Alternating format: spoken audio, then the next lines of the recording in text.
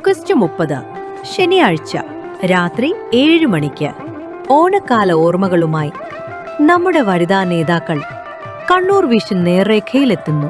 ചെറുപ്പകാലത്തിലെ ഓണത്തിന്റെ ഏറ്റവും നല്ല ഓർമ്മകൾ.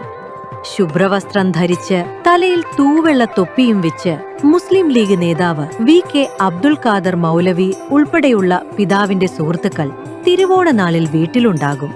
എല്ലാവരും ഒരുമിച്ച് ഭക്ഷണം കഴിക്കും. മറക്കാനാവാത്ത ദിനങ്ങളായിരുന്നു അതെല്ലാം. മുൻ മന്ത്രി N രാമകൃഷ്ണന്റെ മകളും കോൺഗ്രസ് നേതാവുമായ അമൃത രാമകൃഷ്ണൻ ഓണത്തിന്റെ ഓർമ്മകൾ പങ്കുവെക്കുന്നു. അച്ഛന് ഓണം എന്ന് പറയുന്നത് ഒരു വലിയൊരു ആഘോഷമാണ്.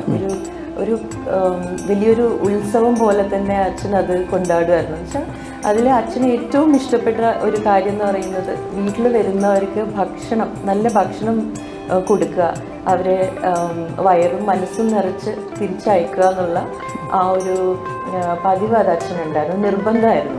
എല്ലാ ഓണത്തിനും വീട്ടിൽ പൂക്കളമിടുന്നതിന്റെ ഓർമ്മകൾ ഓർത്തെടുത്ത് CPM നേതാവ് T ശബ്നം.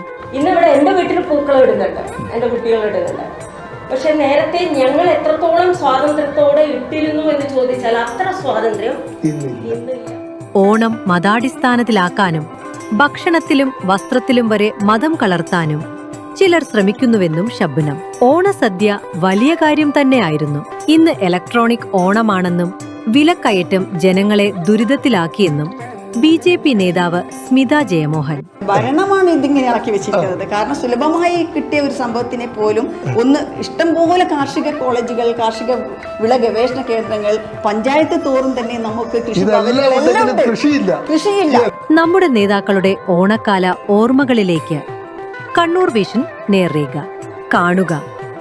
ഓഗസ്റ്റ് 30 ശനിയാഴ്ച രാത്രി 7 മണിക്ക്.